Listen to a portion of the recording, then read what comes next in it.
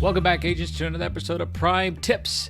Today we're talking about not crossing the strings, but crossing the links. Specifically, something we haven't really talked about is when you reset a portal, or NIA actually resets the portal, you might end up with some crossed links. And if you know the rules, you say that's not supposed to happen.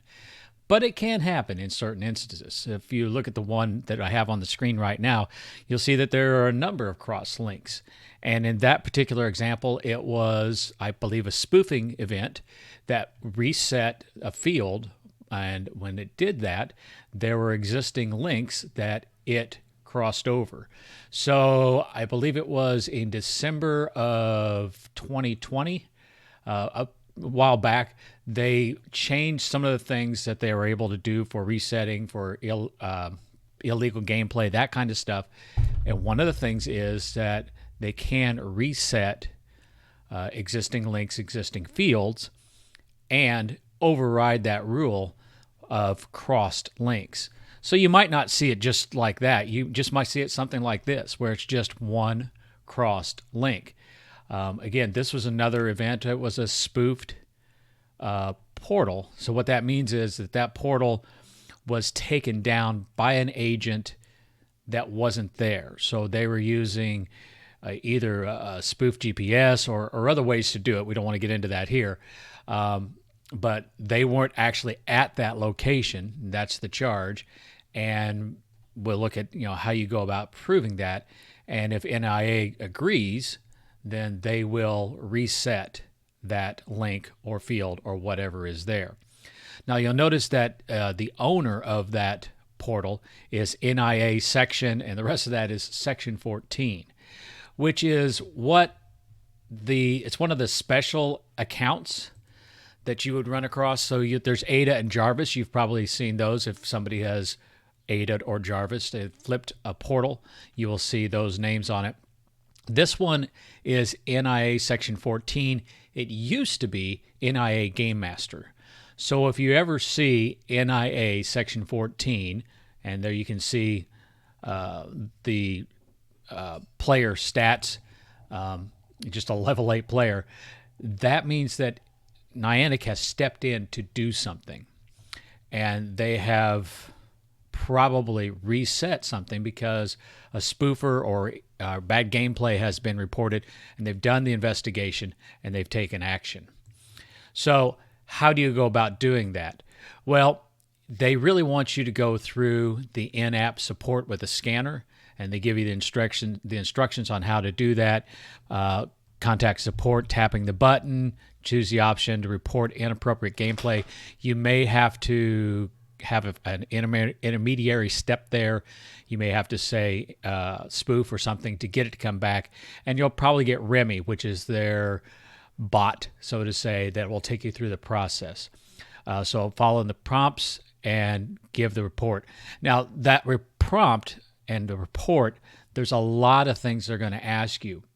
They're going to ask you things about, here's some of the examples of things that they'll ask you. Was the account that performed the action reported or banned? And that kind of makes it hard if it's something that you don't get to right away and somebody else reports the account for bad gameplay, the account might be gone, and then it's hard to find the information you may need. So you want to get this information as quickly as possible. Was the action performed within the last 30 days? So basically what that's saying is if it's been 30 days, don't even try. So you really want to get it in the first couple days, first couple hours. The sooner, the better. You want to get that report. Distance from the portal to the nearest active agents. That's important because if you can show that there was no active agents within miles of this portal when this happened, it's a better indication that it was a spoof. What's the terrain like when the portal is located?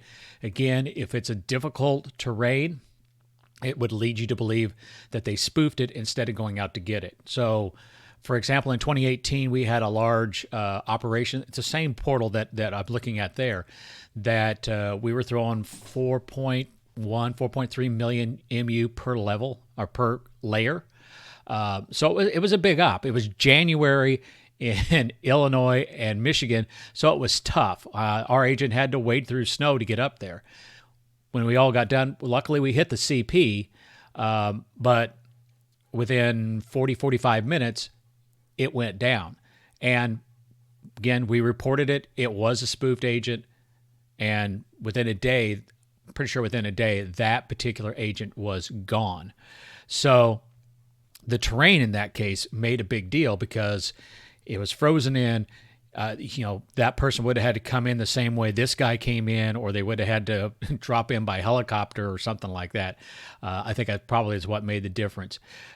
Is the portal in a limited access or seasonal area? Again, if it's in like, an amusement park, and that amusement park is closed during the winter and all of a sudden somebody flips it, that could be an indication that that's a spoofer.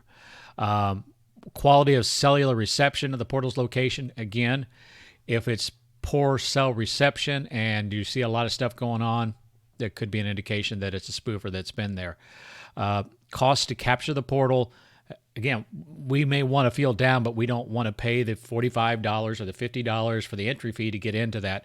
Yes, there are some portals that are behind a paywall. Shouldn't happen that way, but it does happen. It could be that it costs you, so much to get the train ride to go to the top of the mountain. How often is the portal visited by agents? Again, it might be that portal that nobody's been to for a year, and all of a sudden it's there. There is a portal that's undersea. Now it's